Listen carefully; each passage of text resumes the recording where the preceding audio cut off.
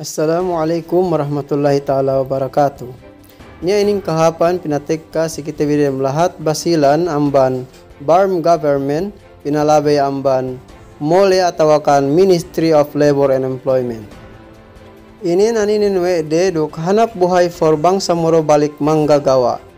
Maknanin ini may bangsa tebi bakas paluas amban Pilipinas mag-usaha mag-abroad ini nanwe de OFW butek kana tu si dalam lahat Pilipinas pabalik tek kana siya man bakas pag-usahan de bugi ni si balik pi magtrabaho ataw kan eddo repetune si lahat palihali mag-business ke ataw kan ini tapi kilwe de ye programa inin panabang para si siye inurungan sa ining kapital ini na pengusalan da iye luna kasi pag-business pagdagang ataw kan ini lay tapi kilwe de ganta pengusaha inurungan si sinwe governmentin panabanginin kanta para si siye.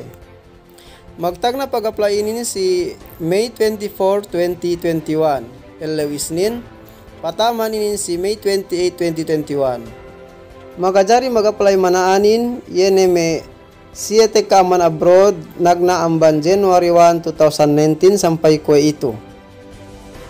Ubus bu tapole iye sababan me para kalainin. Gana trabaho ni atau kan tapole iye sabab magsasa atau kan magbono si palaihan paghinangan nen. Si kaduehin yene si mag-abroad us butarupang we recruiter de.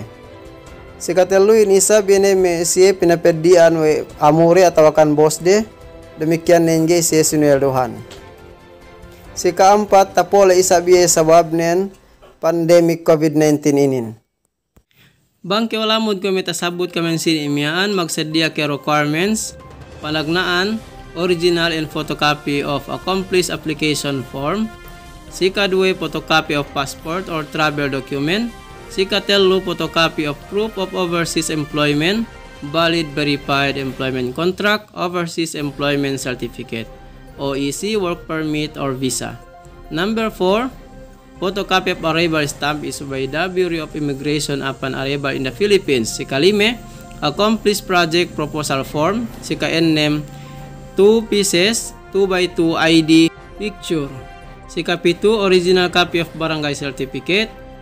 Sika 8, photocopy of airline ticket or boarding pass if available. Sika 9, appropriated distress bangsamoro OFWs certification from Polo or OWA. Ye ini may requirements subay sinadiyabin.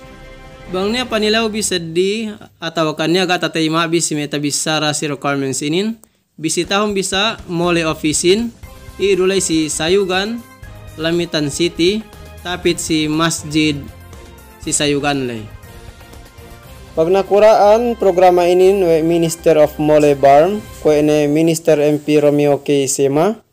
Demikianin OIC BPEW Head Kaidal Kanga, designated MOLE Basilan Provincial Head Saralin Suaso, Anwarudin Tayuan Director 1 Farhana Isa A. Adam OIC Welfare and Protection Division of Overseas Workers Welfare Bureau.